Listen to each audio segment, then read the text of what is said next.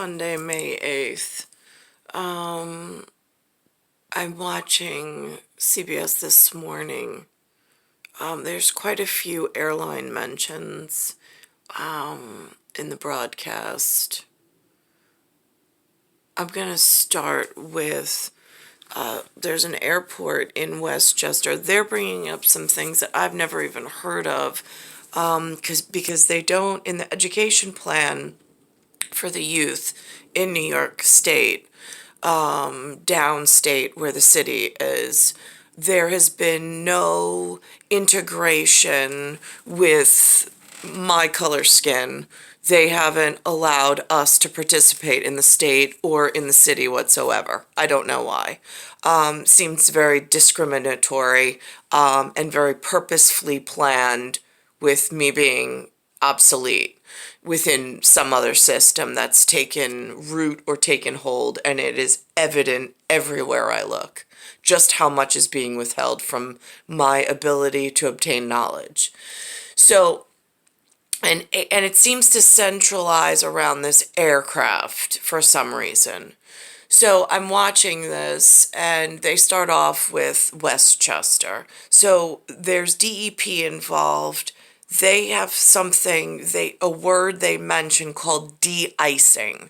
I don't know what that means for environmental purposes, because again, I mean, a perfectly run, healthy state of New England. If I go to England, I know what the people look like. When I come to New England, it is like it has been overrun like a insidious gardening project where the weeds have repotted themselves and nobody's been tending to anything. So it gets a little difficult because in a healthy city, they would have taught us about some arbor and some horticulture and some planting, and then they would teach us about our state, how to participate in our state, how to keep our state healthy as part of a larger union. I mean, this is like the utopian, like, I'm an American, but that's not where I live. I live in what country came over, and where are they hiding? And you want me to do what? Oh, right, nobody asked, but I'm so tired of being shit upon by all of this disgusting palate that's exploded all over like shit that hit the fan and then just went all over the place. I mean, it's everywhere.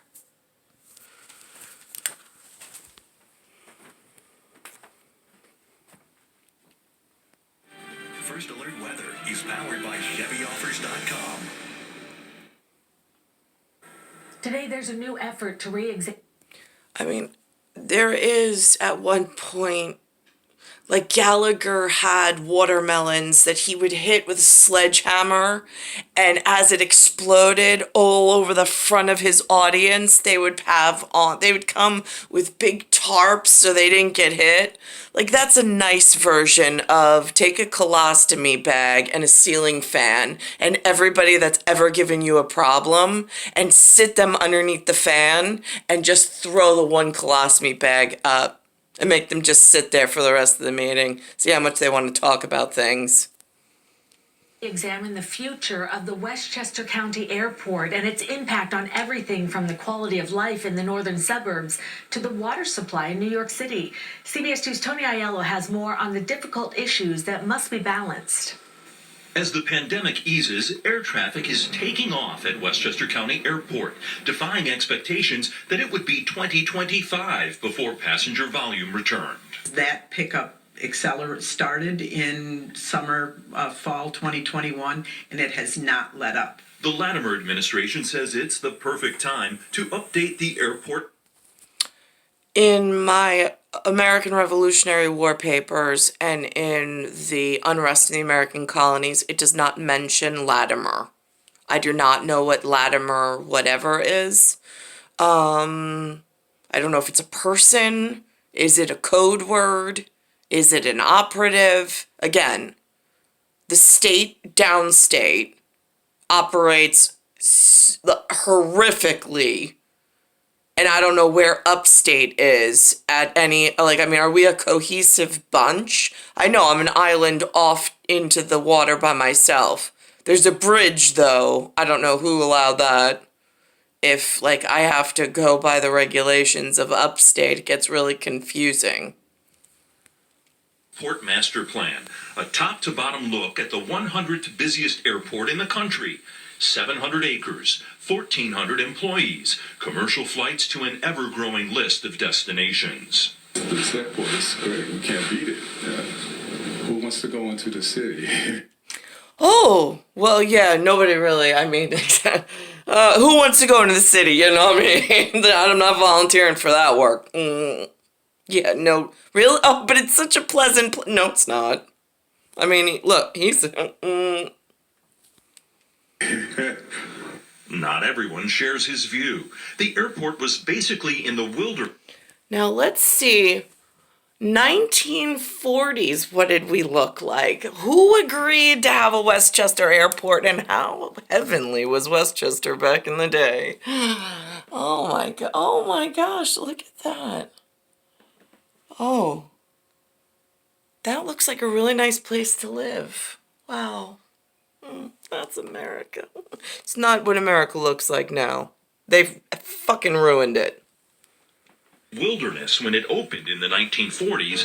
Now, residents in neighborhoods built near the airport complain relentlessly about aircraft noise, while environmentalists fret.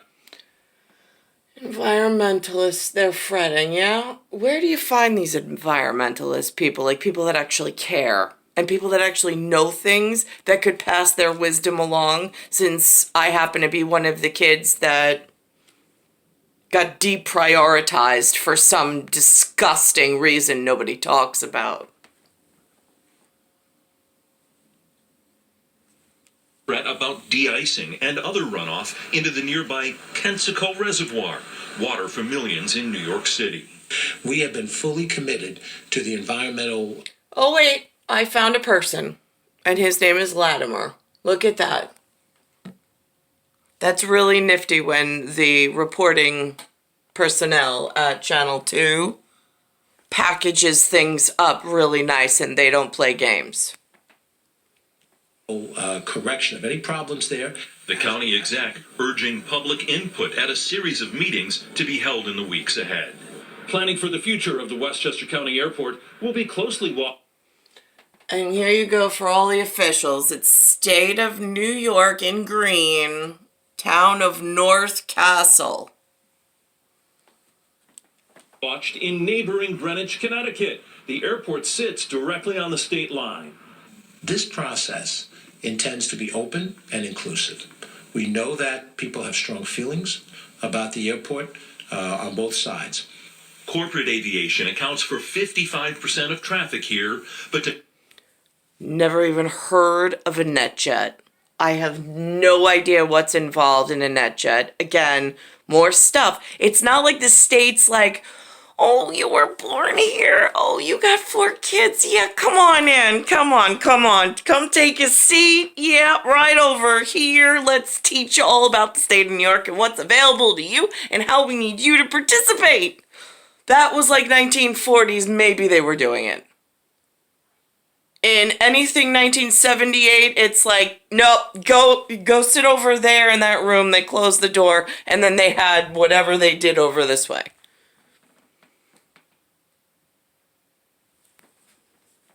but demand for commercial flights is strong. Westchester is preparing for the arrival of Breeze Airways in June, just as the master planning process gets underway. Tony? Who gets invited into this master process? I'm just curious. Where's the rulemaking on that? Tony Aiello, CBS 2 News. Breeze Airways is run by founder of JetBlue and will offer flights from Westchester to Las Vegas, Los Angeles, and 5 other cities. Nobody has any idea about anything to do with JetBlue. Not its owner, not its founder, not its running staff, not what insidious, disgusting instruction manual it's hiding in some shit hit the fan, like, let's ruin everything about America that everybody once thought was wonderful. Nobody has any idea. All right, so the last story was put on to the television at 7 a.m. broadcast, 6 to 7 a.m. The 7 to 8 a.m. has a different. So 6 to 7 a.m. was the million, MILLION, and then AIR. That was the fuel truck that was fueling Westchester, whatever.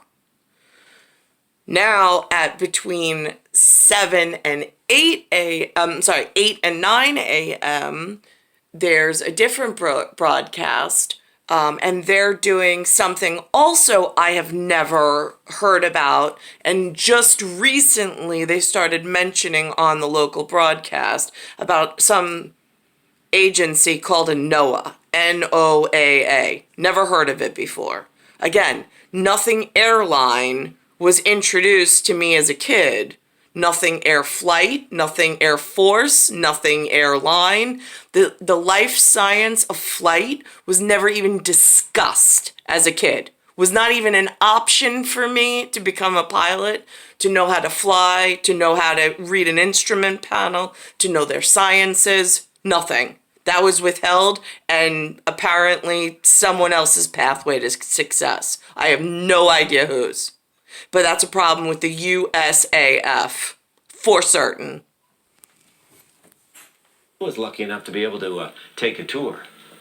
But what we're doing here is bringing out our best and our best tools for hurricane forecasting to help people realize that now is the time to start preparing. There were 4 amazing, high-flying, life-saving tools on display here at JFK today. Now, the P-3 Orion and the WC-130 fly directly into hurricanes. As a meteorologist, this morning, watching this, I was like, wow, that's so cool. And I'm like pausing it. I'm looking at its symbols. I'm like trying to reconstruct for myself where all the money got wasted and who like the big shots are. Like, you really need to fix some stuff. Could you help me out? Because the little guys are real fucking pain in the ass.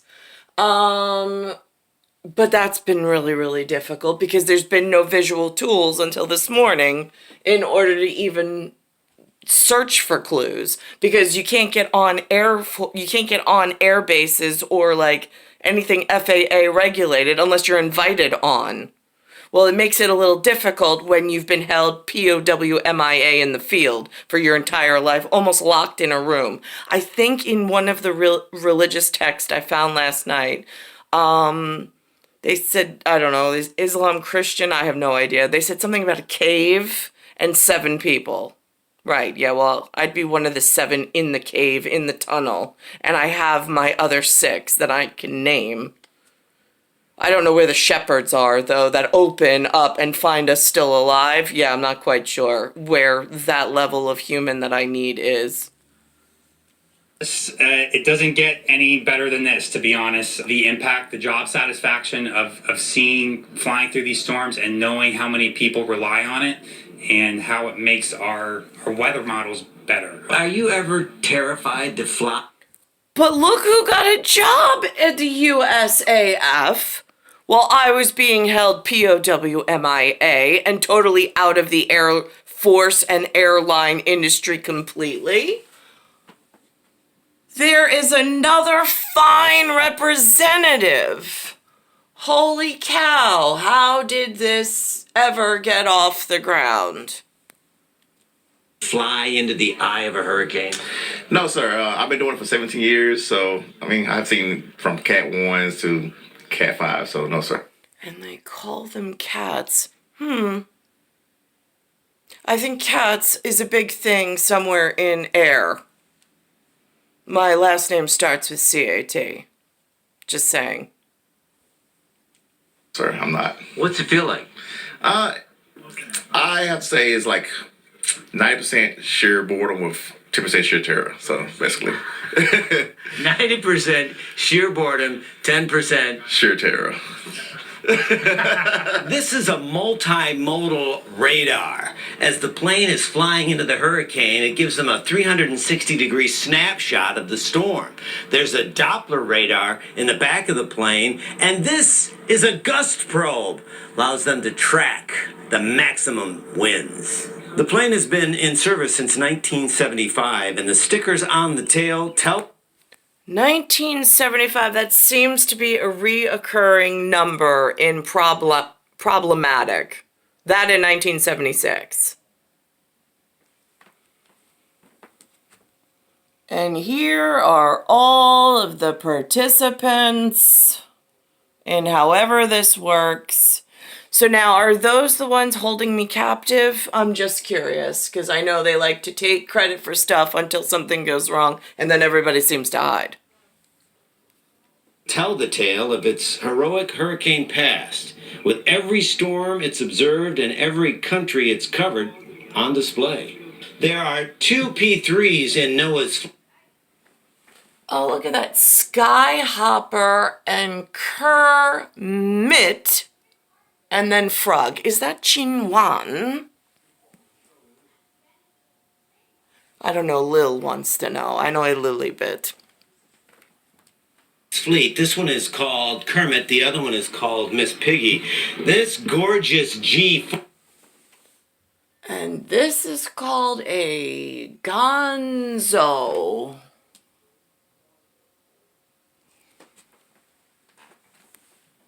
G4 is called Gonzo, and this jet is used to study the jet.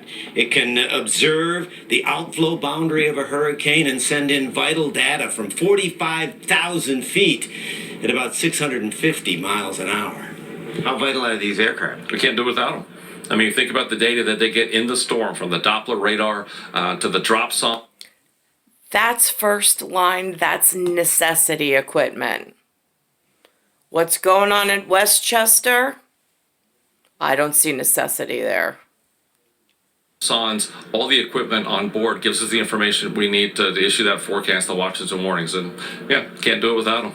People in jobs like mine have to rethink the realm of what is possible so that we're preparing for the worst case scenario of today and tomorrow and not relying on the worst case scenario of yesterday. And we've learned that so many times. These storms, they develop faster. That's why these hurricane hunters are so important. And then they linger longer. I mean, look what Ida did with all of the inland rain. So just make sure you have a plan. Know your risk and have a plan, and we'll get through it together. But it was a lot of fun hanging out with the brave men and women that fly right into the eye of the storm. Have a plan. How do you do this planning? There was no planning done before I was born. There's no plan for me. There's no stipend. There's no money. There's no pot. There's no pot to piss in. There's nothing in Lou and Linda's realm of I fell out of a fox and I was supposed to marry well, but that didn't happen. So where's the backup plan? Because holding me captive in a room in order to do some updating work for theater elsewhere without pay is more time wasted on the field as far as I'm concerned. It's interesting that the pilot was saying 90% boredom, 10% terror. Yeah, well, it's a roller coaster ride. Yeah. So there's something called clear air turbulence, where the air is clear in the eye and you can drop dramatically, but then you run right back into the other side of the eye. That was a really great tour, John.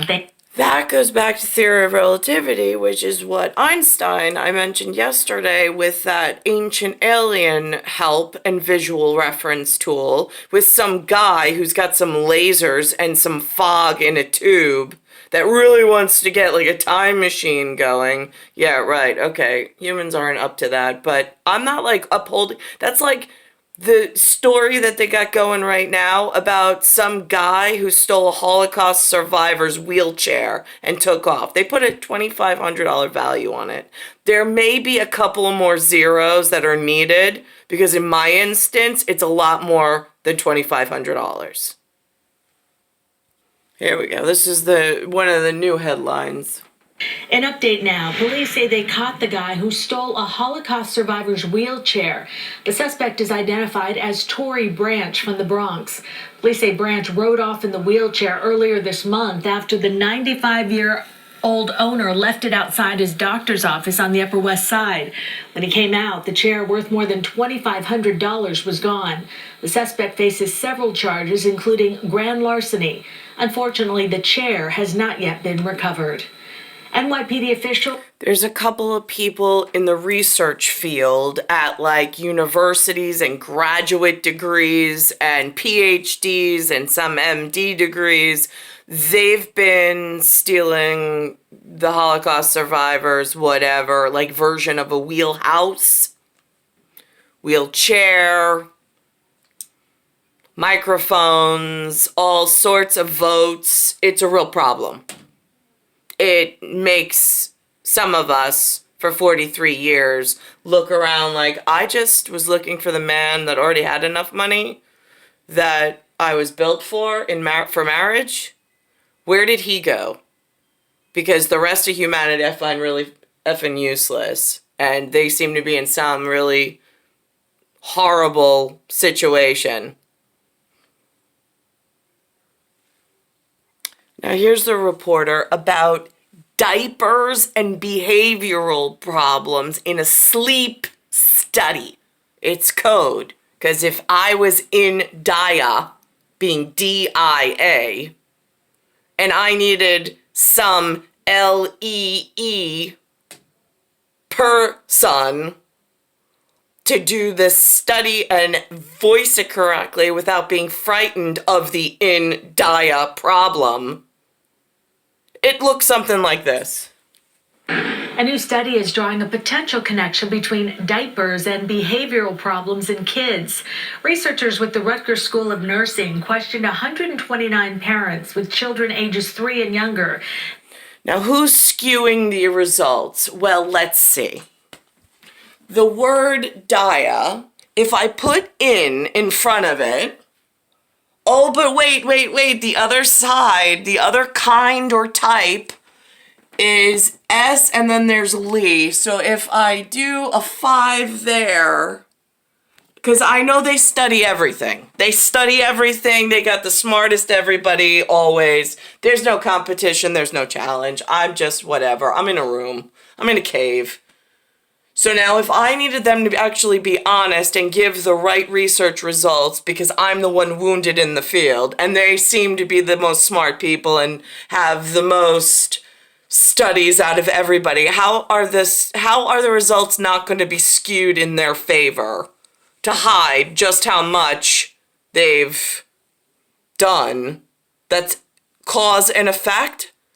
The causation of what they've done and taken has caused me, in effect, and in actuality, to be stuck in a room having to look for answers and clues. With other people afraid to say, come forward, do whatever they need to do, and free themselves in order to vote properly.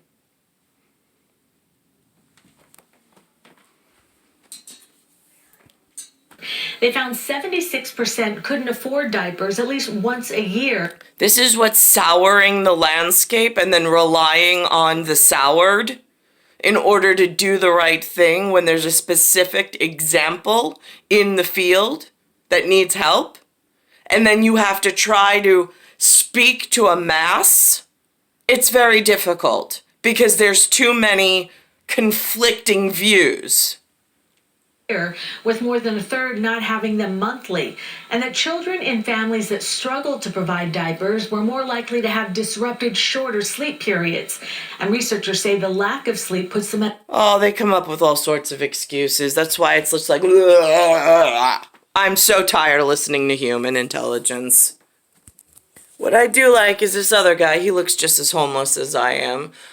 He has something he calls a Latina... like almost like in Italiano we say trattoria, but he calls it something different, maybe his area of Italy, but it's the old world mom and pop immigrant store of like, oh my God, they did everything right. And they, for generations, did everything right. And they still have people in the field. And they are a dying breed at this point. It is the scariest known fact. Say good morning. Because they're like being wiped off the landscape. They're not in every neighborhood any longer. I mean, how do you have a village without having a landmark spot like this with salted cured meats in the window, fresh cheeses?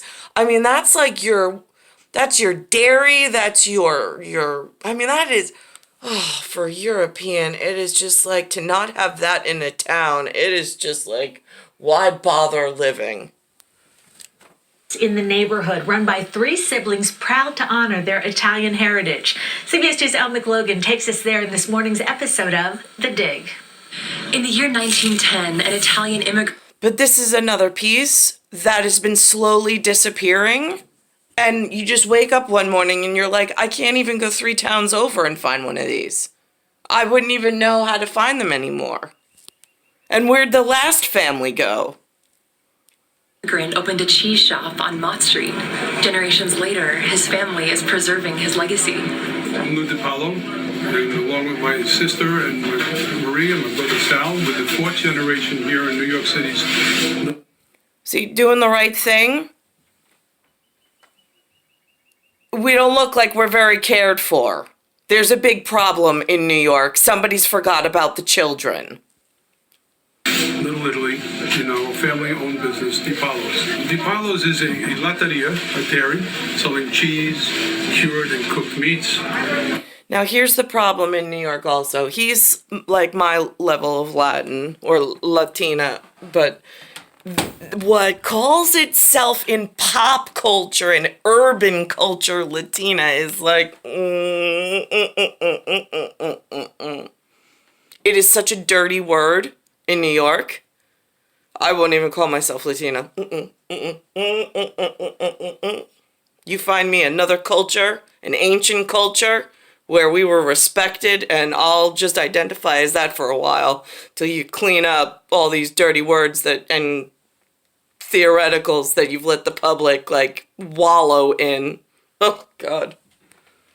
Olive oils, vinegars.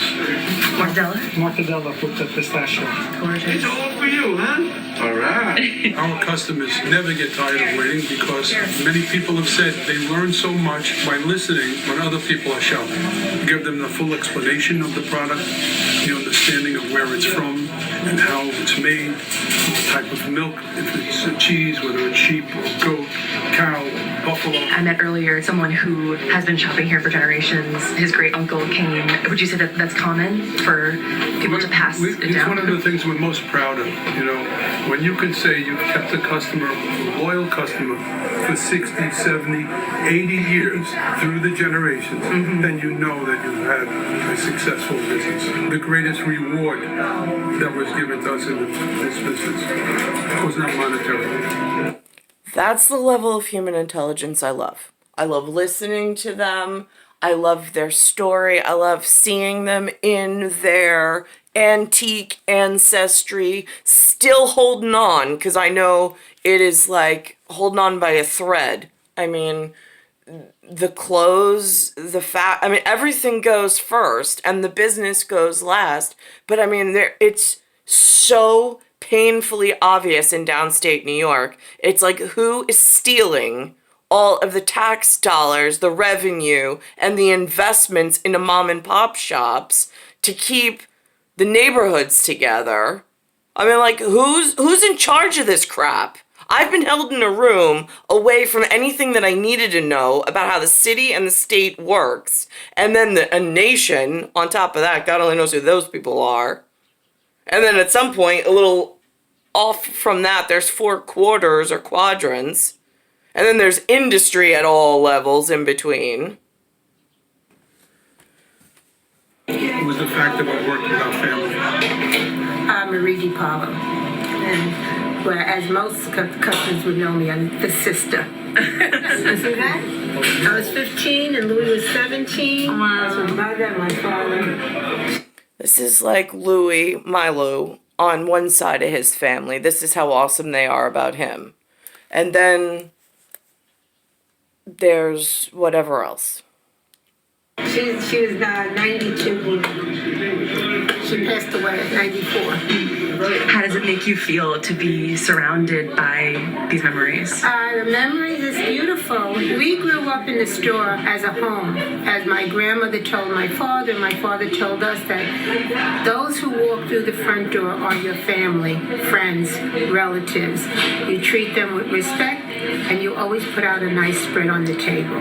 What do you think it is about the dairy that people can't get enough of? It's made daily, very fresh, and it's made 8 to 10 hours a day. And one thing about, especially with fresh mozzarella, is to be consumed the same day. The best is to eat it like a fruit. Oh, yeah. Like bite into like an apple. I love it. And it just oozes. Sal, you work here with your brother and sister, and one of the things that you're most known for would be the fresh mozzarella. What's the secret to the best mozzarella? It was told to me